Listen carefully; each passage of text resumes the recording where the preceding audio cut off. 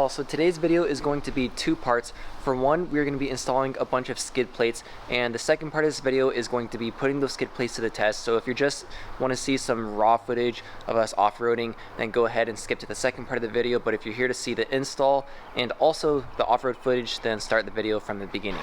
So we're actually going to be installing two different types of skid plates today. One is from Doc Offroad, and the other is a second set made by myself, which I'll show you guys. But I don't know if you guys can see that in the background, but we have all the Doc Offroad goodies back there, and then we also have mine down there, that little black dot. You probably can't see it, but I'm going to show you guys what that is in a second. So some of you guys might already know this, but on the 4Runner, I actually used to have a set of Savage off-road skids, and that company actually went out of business, but that's not the reason why I decided to change those out. The reason I got rid of the old skid plates and I went with Doc Offroad has mainly to do with this hole right here. On the Savage skid plates, it was kind of a pain in the ass to change the oil because it didn't have a cutout, so I had to take off the entire skid plate, and that process in itself was kind of a pain to do, and that's why I ended up picking these up. I also talked to the company that makes these, and a cool feature that they're telling me about that other skid plates don't have is they have this steering rack bracket. So this actually mounts to the steering rack, and I believe the reason they added this in is because the factory mounting spots are really well known to strip out and cross thread, so they added this entire new bracket system that's going to help keep all of our skid plates in place.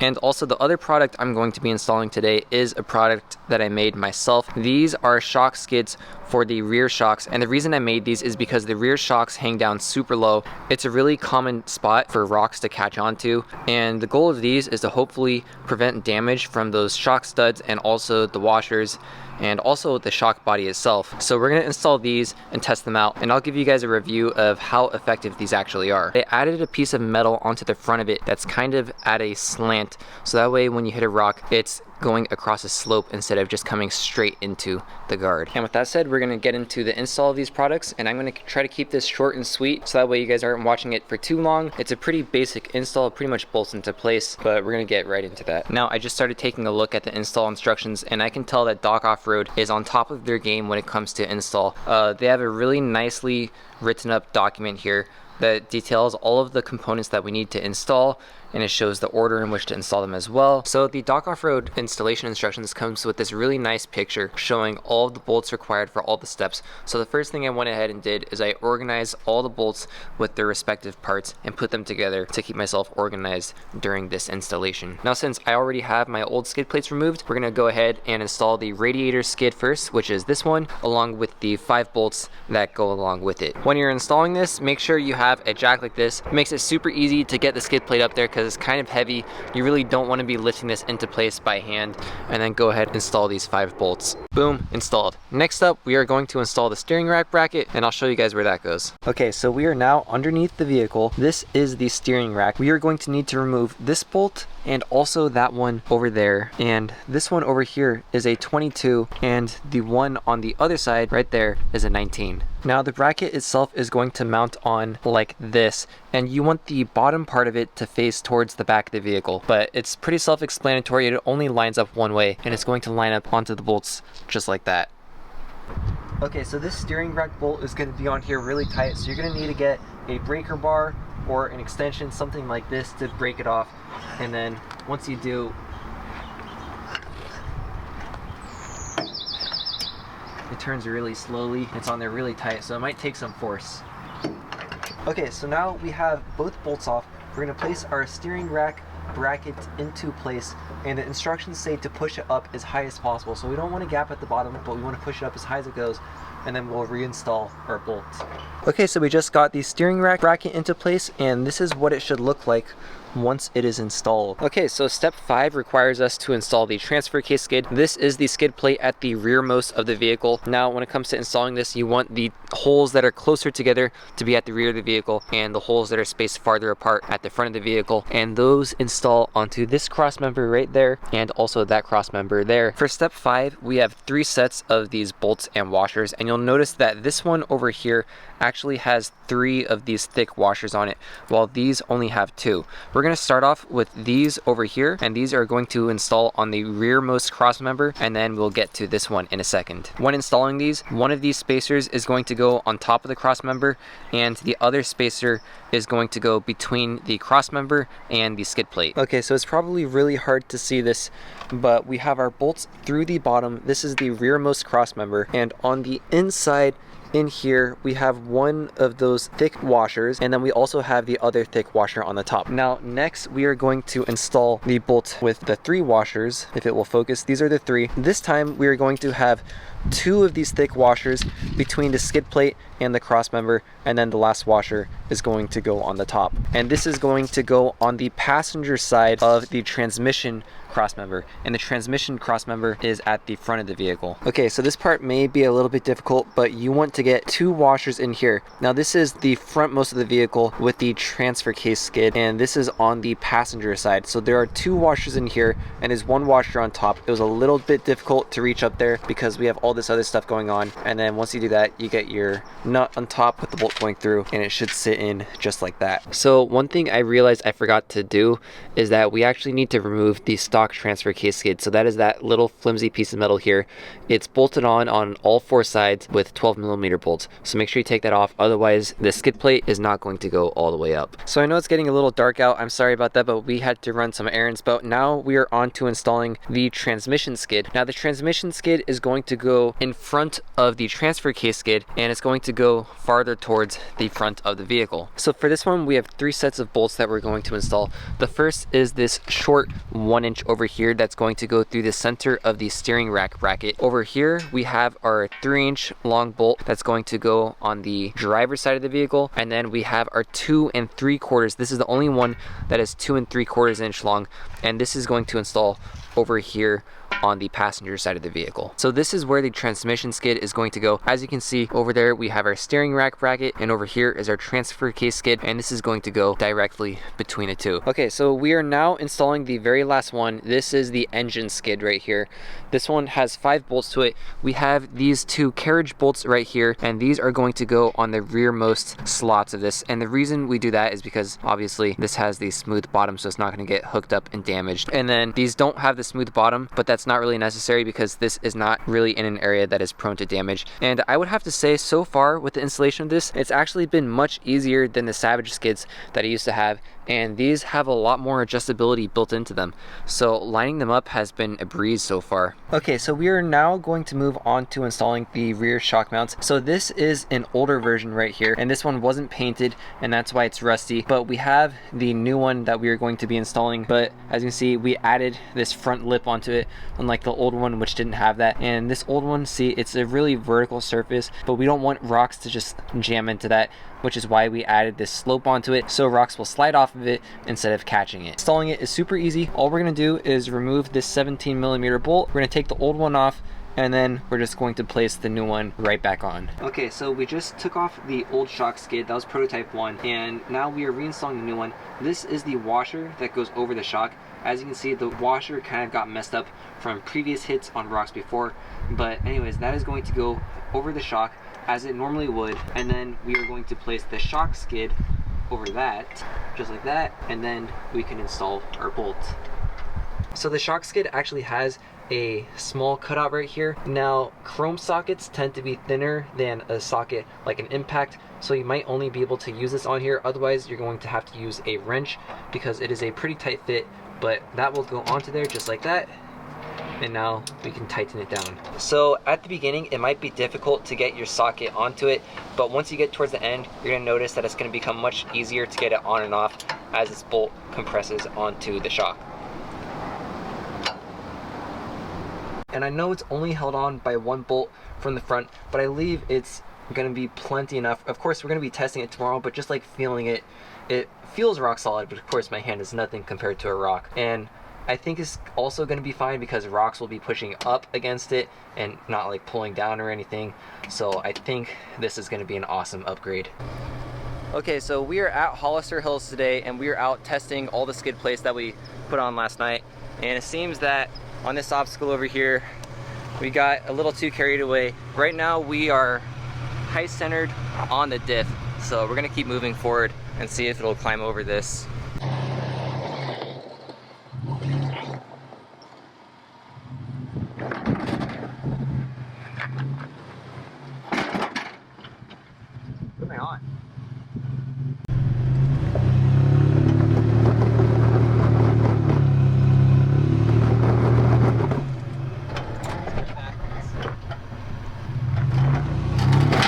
shit. That got a little close to me.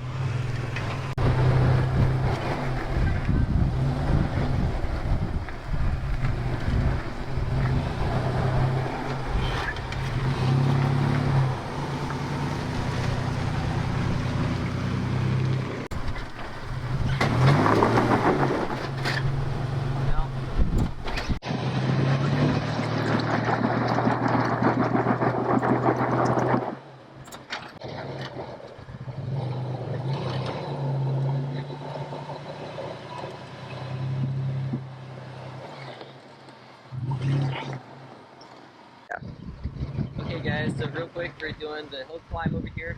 It's not the most technically challenging, but it can definitely have a little bit of fear factor because of how steep it is. So we're gonna send it out.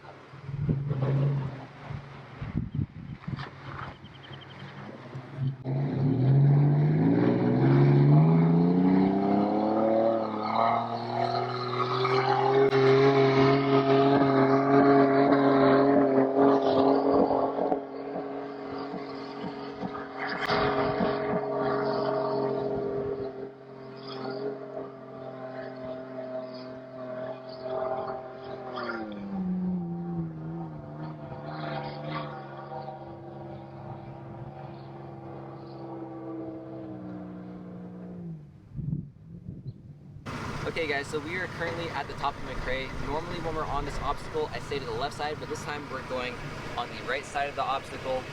But we are going to see if we can get up this. It's not a super technically challenging obstacle again, if you guys know the right line, but I know the line on the left side, but not the right side, so we'll see where we can get with that.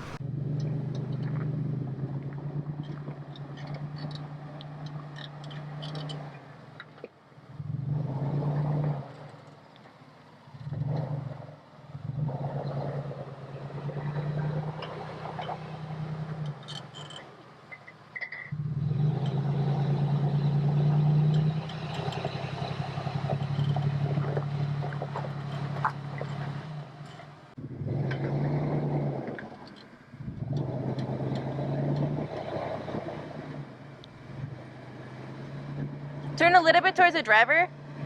Like there, that's fine. Yep.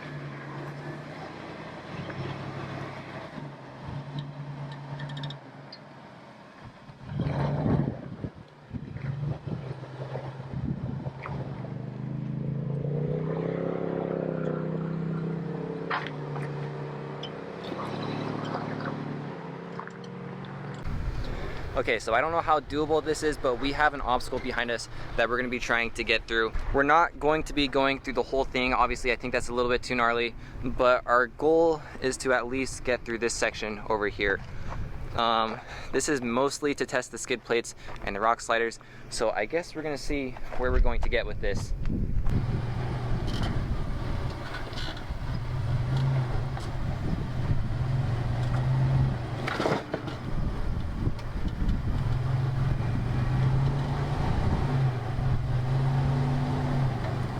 Oh, that's really tippy. Oh, it's... You sure? I don't think you should do it. I don't think so.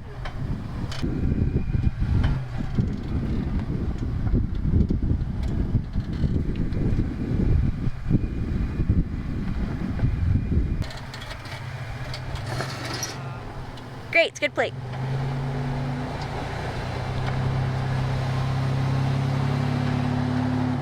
Okay, okay, okay, we're going somewhere. We're getting somewhere.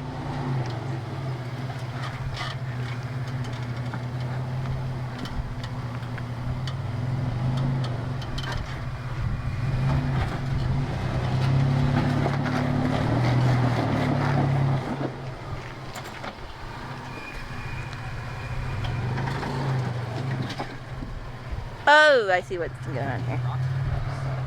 It's on the rock slider. Oh no, it's on the link. It's on the link. Yeah. Mm-hmm.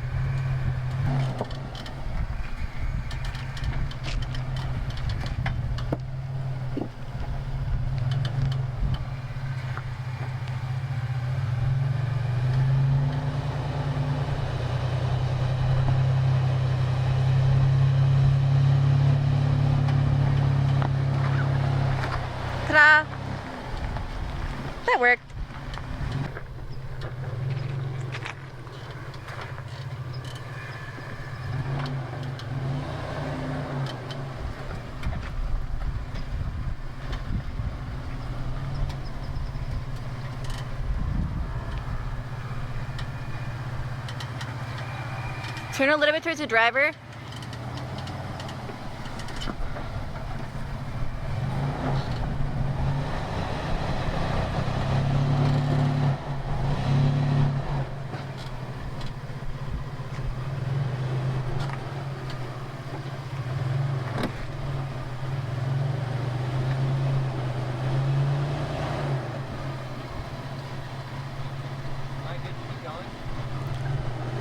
Yeah, you're good. That tire's really flexing though, but it's fine. Just slow. There you go.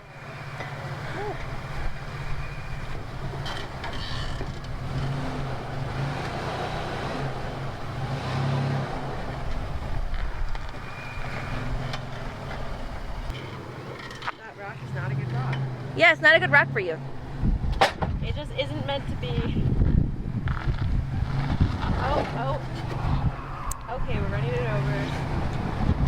That's one way of doing it. I guess so. Just go on the skid plates. Oof. It definitely. Okay. You're stuck on the links now, and you hit your diff.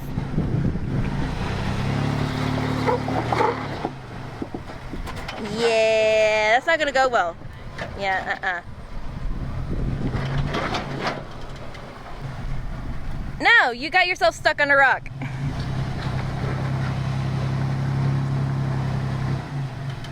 Yeah, you got yourself stuck on a rock. Try turning to the passenger.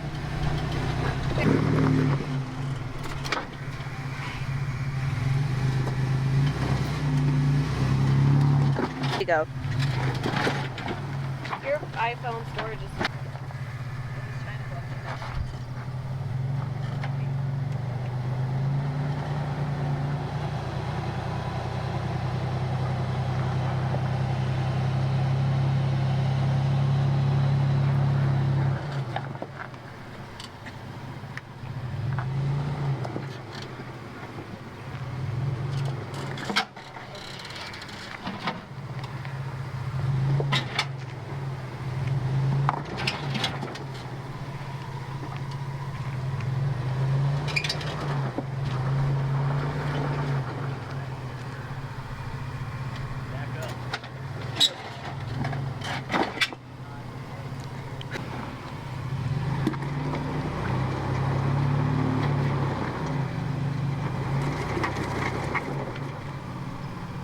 You've got yourself stuck.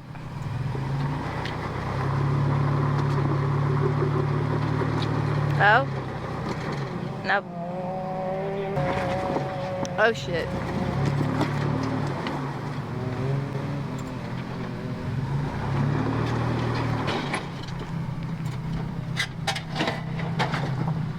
Stuck again.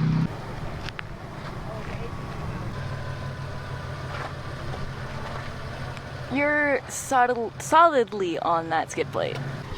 Because there's a. Now he's on the rear one.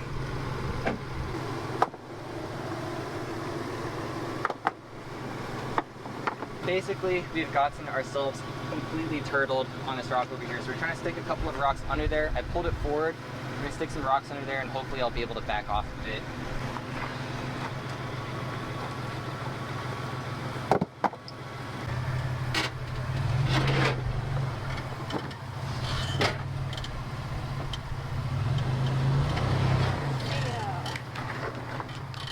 So far, the new armor and reinforcements has proven to be really effective. These are the new SPC links I just got. We were riding along those, and also the Eimkeith reinforcements there. And of course, the new skid plates have held up great. Of course, we are just starting to break them in. We only have a few light scratches on them, but we're gonna put those to use a lot more in the future. And also the rear shock skids have been doing their thing as well. We landed on those a couple of times pretty hard, and so far, you don't have any damage down here, so that's really awesome to see.